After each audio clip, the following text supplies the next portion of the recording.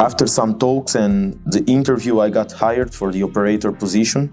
An operator does or performs like the assembling of these small parts that are going to result on the final product that is the pump.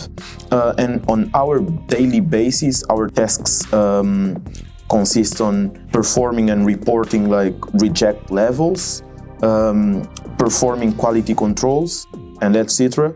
The growth of our job is performed in a clean room, a room with a controlled environment and with a really low level of air particles, also with a controlled contamination level.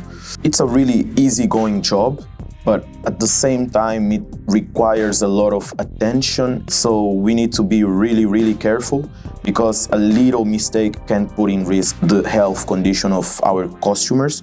The environment with colleagues, like between operators, is super good. We have a really nice culture and bond created between the group.